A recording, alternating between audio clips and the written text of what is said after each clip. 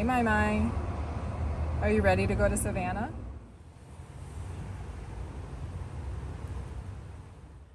Maya and I left Miami and hit the road at 10 o'clock in the morning. The distance between Miami and Savannah is 483 miles, or 777 kilometers, with an expected drive time of just over 7 hours in normal traffic. Hey, Mama, what you doing? What you doing? You want to go look? You want to go explore?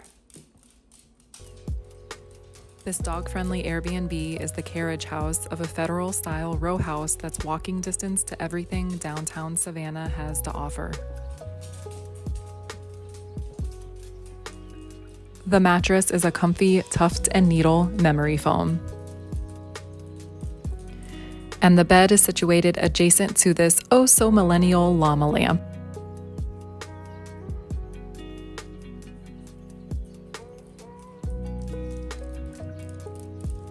The bathroom was stocked with a full suite of personal care products and Brooklinen super plush towels. Another great perk about this Airbnb is that there is free street parking, which is rare downtown.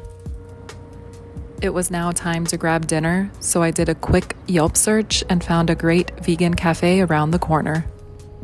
As I walked to the restaurant, I noticed that the character of the city sparkled with dimly lit porch and streetlights. Here we are at the Fox and Fig, Savannah's premier vegan cafe. Fox and Fig Cafe provides a creative plant-based menu crafted from locally sourced and seasonal ingredients. It also offers delicious vegan baked goods. I grabbed a couple of gifts for my sister and brother-in-law as I awaited my order.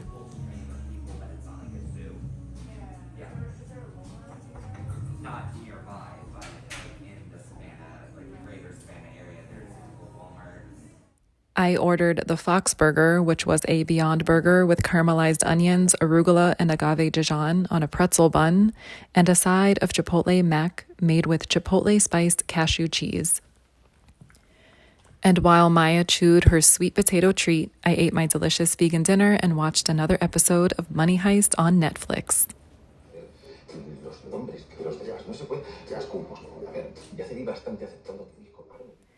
And before we knew it, it was time for bed.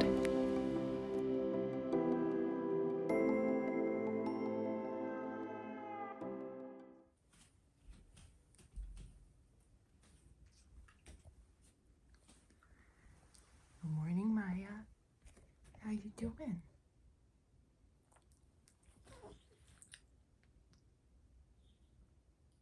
Hey everyone, it is Kat and Maya, and on this chapter of Travels with Maya in Search of America, we are actually in the state of Georgia, and we are in the historic district of Savannah, which is a very important place in my family history, specifically my maternal grandmother's side of the family. They were Georgia settlers, and they were a farming family in this area of Georgia. Oh, Maya wants more belly rubs, but she will be ready for a WAOK in a few, and we're gonna go walk around historic Savannah. My, you ready to go for a walk? Yeah? Yep. There we go. We look forward to showing you historic Savannah. Yeah, we're gonna go for a walk. Let's go. My, we ready to walk? All right, let's go.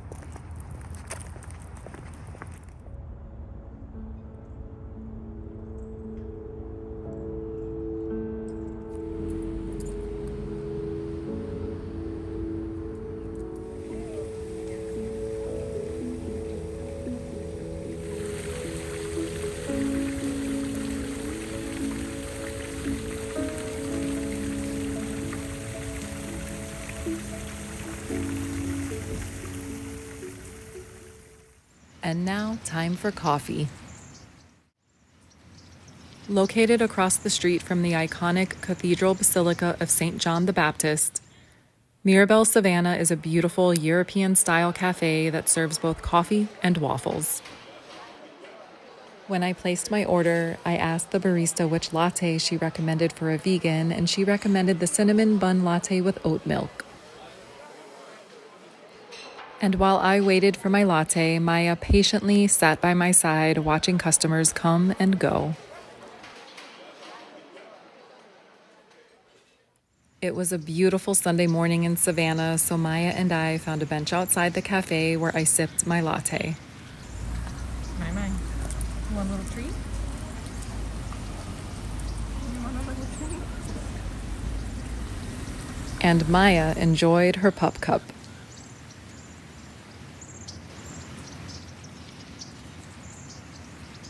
But the view of the Basilica from where we sat was my favorite part of my morning coffee hour.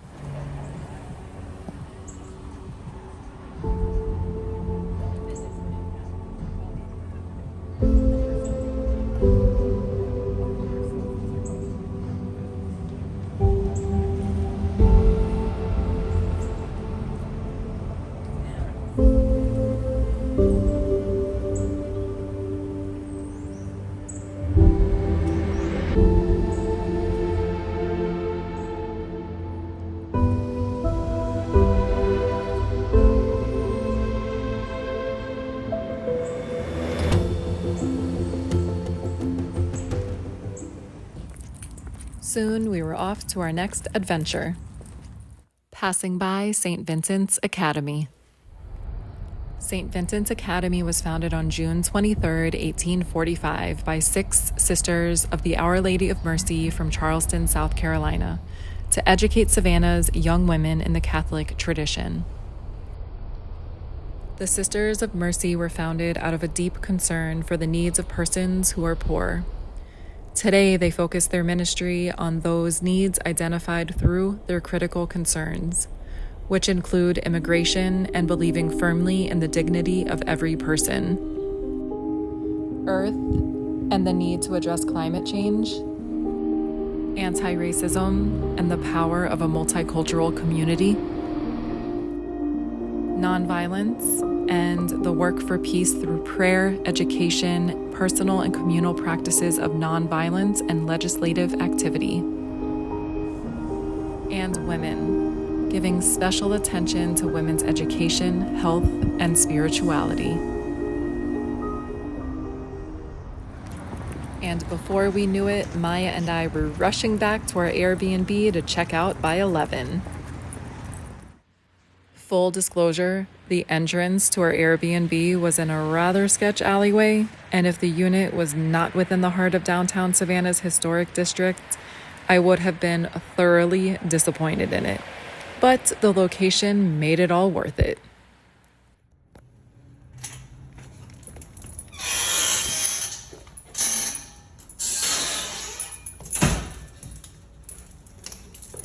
Come on.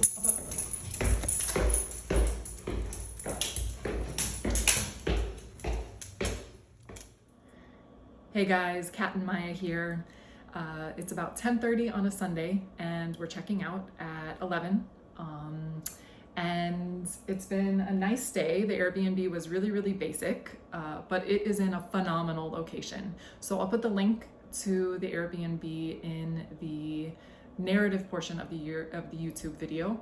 And just in case you come to visit and you want an affordable Airbnb with all of the basic necessities and within walking distance to coffee shops and beautiful historic parks and paths that will just make you smile when you're walking through it with you and your loved ones, or even if you visit solo.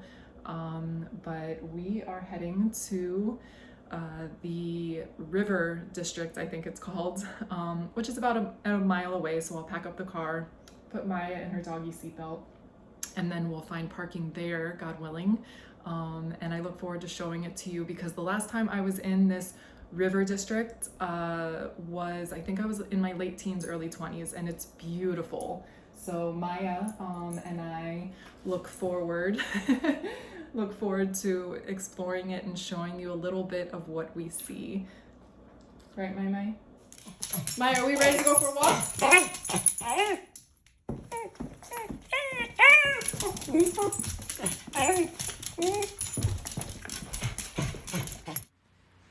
Before we left our area within the National Historic Landmark District, we stopped by our Airbnb neighbor, the Beach Institute.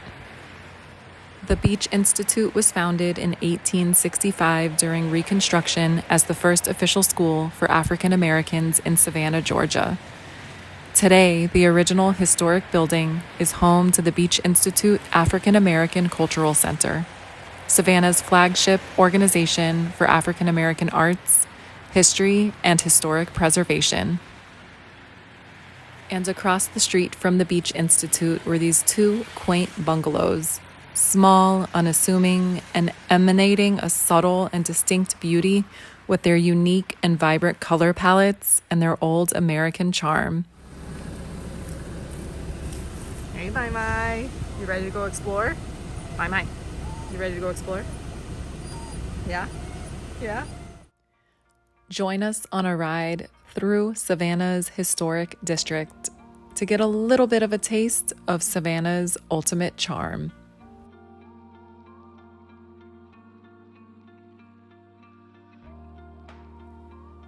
The historic district of Savannah is the heart of one of the most beautiful cities in the world, with cobblestone streets, manicured gardens, and oak-shaded parks drizzling with silvery Spanish moss.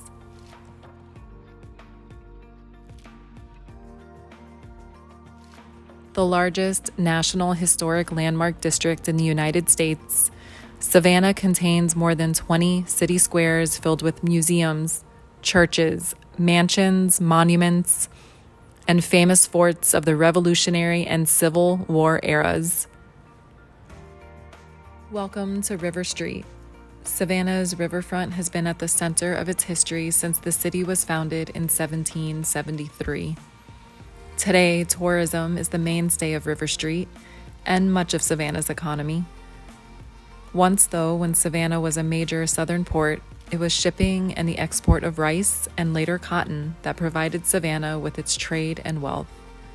Now, River Street offers a pleasant promenade along the river, taking in the historic buildings and the view over the water and Hutchinson Island, with shops, restaurants, and bars along the way. So Maya and I just parked at the Savannah College of Art and Design, a very, very well-renowned and one of the most respected colleges of art and design in the nation. And then we will walk from SCAD, which is the acronym for Savannah College of Art and Design, to the river, which is about just under a mile, and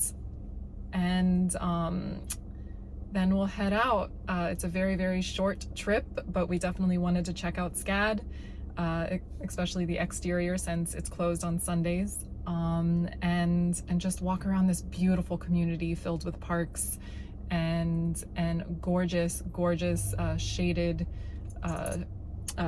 sidewalks with oak trees and the Spanish moss that Savannah is known for, hanging from these gorgeous canopy trees. So Maya, you ready to go for a walk? You ready? Let's go explore. Yeah, we're ready. She is so ready.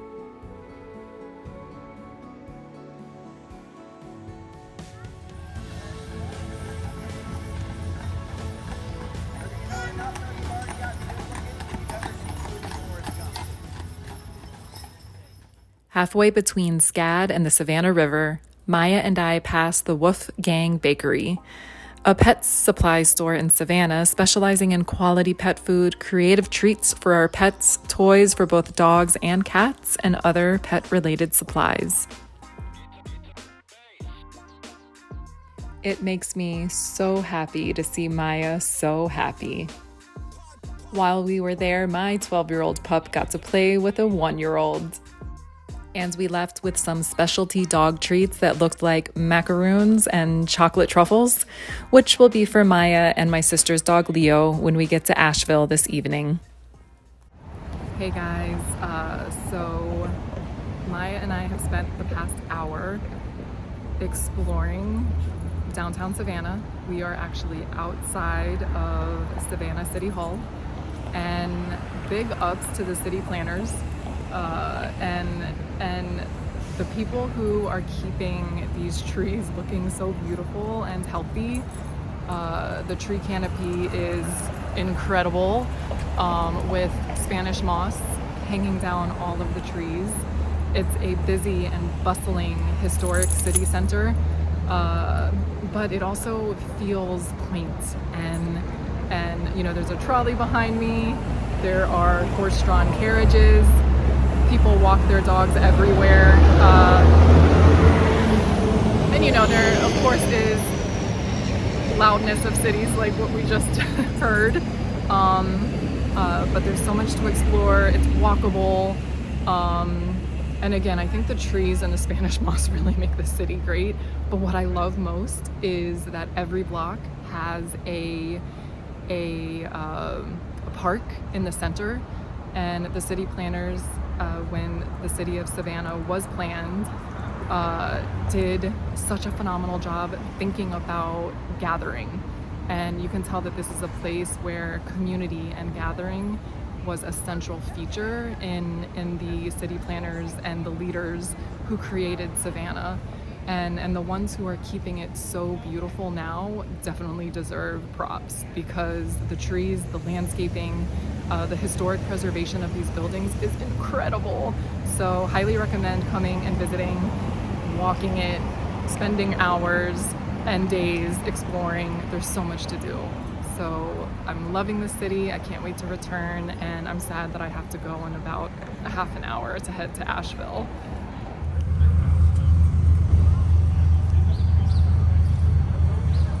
River Street is a glittering, multifaceted gem along the broad Savannah River. At the center of River Street is this World War II monument, also known as the Cracked Earth Monument, representing the conflict of a world divided. Inside the globe are the names of all who served from Chatham County, Georgia. In addition to its beauty, the Savannah River is also home to the Port of Savannah, the largest single terminal container facility of its kind in North America, and the fourth busiest port in the United States. In addition to Savannah's eye-catching public art, the city also has public art for the ears, thanks to its creative residents. It was now time for me to find a vegan-friendly lunch spot, so while Maya relaxed and cooled down in the car, I located this spot via Yelp. Here we are at The Haunt, Savannah's hangout for wild-crafted food, sourced from local farmers and the bounties of the forest, featuring dishes that synthesize the best that the Low Country has to offer. It also had the most delicious ginger ale I've ever had. But instead of staying at the restaurant and sitting outside with Maya, we decided to walk across the street to the park and eat my lunch, lying in the grass and enjoying the park's beauty. Because with the limited time that I had left in Savannah, I just wanted to take it all in as much as possible.